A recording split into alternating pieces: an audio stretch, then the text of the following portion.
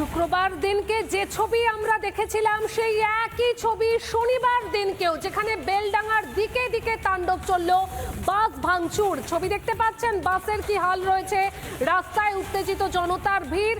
শুক্রবারের পরও শনিবার মুর্শিদাবাদের বেলডাঙ্গায় তাণ্ডব চলল দিকে দিকে, আর গোটাটাই ঘটল পুলিশের সামনে। রেল অবরোধ, জাতীয় সড়ক অবরোধ করে বিক্ষোভ, আগুন জ্বলিয়ে দেওয়ার মতন ঘটনা। দেখুন বাসের কাজ কিভাবে ভাঙচুর করা হয়েছে। কথা বলবো প্রতিনিধি ইন্দ্রাশিসের সঙ্গে। ইন্দ্রাশিস, যে কথা মমতা বন্দ্যোপাধ্যায় বলেছিলেন যে শুক্রবার ওরা একটু জমায়েত করে, ওদেরকে আটকাতে পারি, আজ তো শুক্রবার নয়, আজ শনিবার, আজও কেন এই বিক্ষোভ হচ্ছে?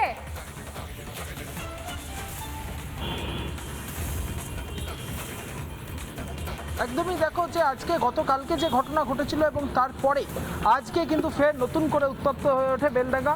পাঁচরাহা মোড় কার্যত অবরোধ করে দেওয়া হয়, রেলগেট অবরোধ করে দেওয়া হয় এবং এই মুহূর্তে তোমাকে একটা ছবি দেখাবো। এই হচ্ছে একটি বাস, যে বাসে কার্যত তাণ্ডব চালানো হয়েছে, ভাঙচুর চালানো হয়েছে এবং স্থানীয় এখানকার যারা বাসিন্দারা রয়েছে তারা যেটা বলছেন যে এই বাসটি মালদা থেকে আসছিল এবং কলকাতার দিকে যাওয়ার সময় এভাবেই কিন্তু ভাঙচুর করা হয়েছে।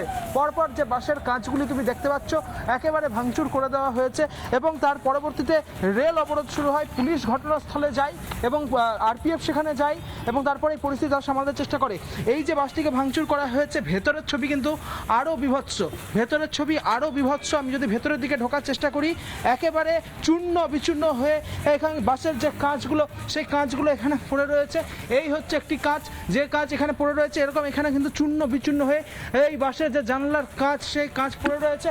এখানে একটি পাথরের চাই, সেই পাথরের চাই আমি এই মুহূর্তে দেখাচ্ছি, সেই পাথরের চাই এখানে পড়ে রয়েছে এবং ভারী ভারী পাথর এখানে কিন্তু পড়ে রয়েছে এবং এই ছবি কিন্তু এখানে ধরা পড়ছে। আমি বাইরের দিকে যাওয়ার চেষ্টা করবো আবারও। বাইরে বিরাট পুলিশ বাহিনী রয়েছে, পুলিশের উচ্চপদস্থ আধিকারিকেরা তারা আসতে শুরু করেছেন।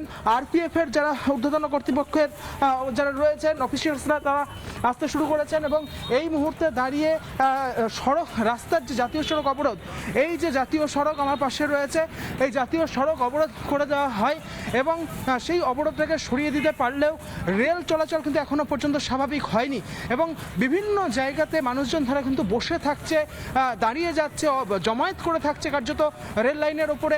এবং তাৎপর্যপূর্ণভাবে যে দিক দিয়ে পুলিশ যাচ্ছে, পুলিশ যখন টহল দিতে যাচ্ছে, তাদেরকে যখন লাঠি উঁচিয়ে তাড়া করছে, যে জায়গাতে তারা জমায়েত করে থাকছে সেখান থেকে সরে যাচ্ছে, কিন্তু সেই আন্দোলনকারীরাই আবার সংঘবদ্ধভাবে কাজ করছে এবং সেক্ষেত্রে তারা ফোন করে তারা অপর দিকে যারা লোকজন রয়েছে, যারা আন্দোলনকারীদের অপর একটা অংশ রয়েছে, তাদেরকে কার্যত তারা ফোন করছে এবং সেইখানে তখন, অর্থাৎ পুলিশ যেদিকে যাচ্ছে তার উল্টো দিকে তখন আবার আন্দোলন শুরু হচ্ছে।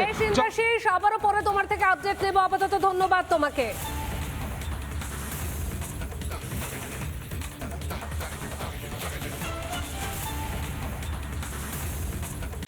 নানা ধরনের কন্টেন্ট দেখার জন্য লাইক করুন, শেয়ার করুন আমাদের ফেসবুক পেজ, সাবস্ক্রাইব করুন আমাদের ইউটিউব চ্যানেল। পাশাপাশি অন্যান্য ব্রেকিং নিউজের জন্য অবশ্যই চোখ রাখুন রিপাবলিক বাংলায়।